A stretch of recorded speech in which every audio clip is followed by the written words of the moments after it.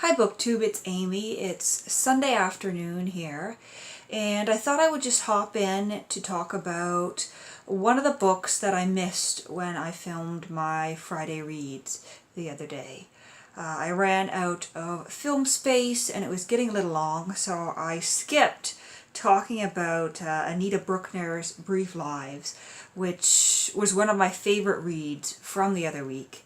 I really did enjoy it. So this is a novel that was published in 1990, and it's about a woman who, as I would describe it, a woman who is reflecting on her life when her life was never really her own.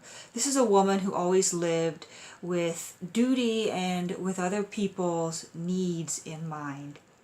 She did everything right, and as she reflects, she says she had a pretty good life. It could have been worse, but in many ways she has regrets, and her life could have been better. And we realize almost immediately that this is a woman who lived for other people, because we don't even learn her name until about 10 pages into the novel. Her name is Faye, but she tells us about Julia, who we learn has died recently in the opening page of the novel. She tells us about Julia, an actress who she knew through her husband, who had a profound impact on her day-to-day life, but who she never really liked. We learn about Julia before we learn who Faye is. We learn about Julia's husband, Charlie. We learn about, we learn about Julia's assistant, Maureen, before we learn what Faye's name is. We learn about Pearl Chesney and Mrs. Wilberforce, a couple of other women who waited on Julia, before we learn about Faye, which I think says a lot about the way that Faye lived her life. And even as this story is told, this is not Faye's life story.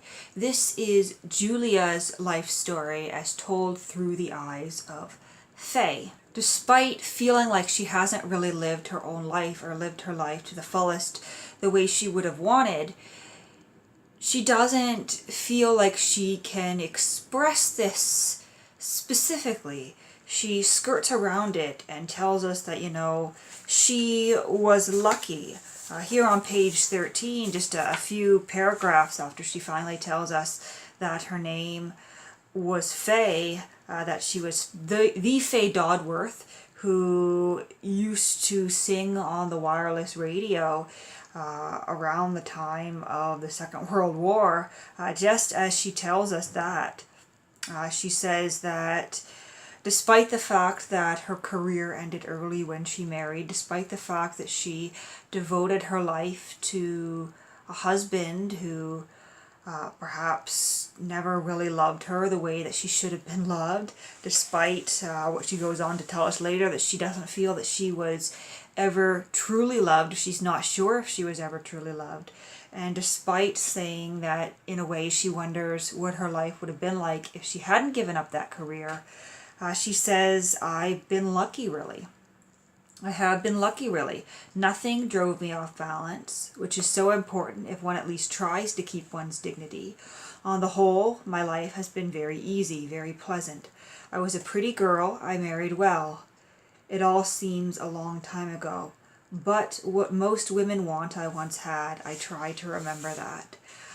So we get this picture of Faye in her old age, alone, essentially, saying, I may be alone now, I may be dissatisfied with my life, but I once had the picture-perfect marriage. I once had the picture-perfect life with the money and some of the glamorous friends and the good-looking, attentive husband. But as she tells her story of her encounters with Julia and Julia's husband and entourage, so to speak, we realize that everything was not so picture perfect, and it's only now in her older age that she is, for the first time in her life, trying to build for herself a life that she will be happy about, a life from which there will be no regrets. Although she realizes that she is most likely past the age of any new love affairs past the age of having a new career, and so she takes solace in being alone in her own space, volunteering and interacting with people. And overall, I think it was a lovely novel, a little bit depressing and heartbreaking, but a very enjoyable read. So this was Brief Lives by Anita Brookner.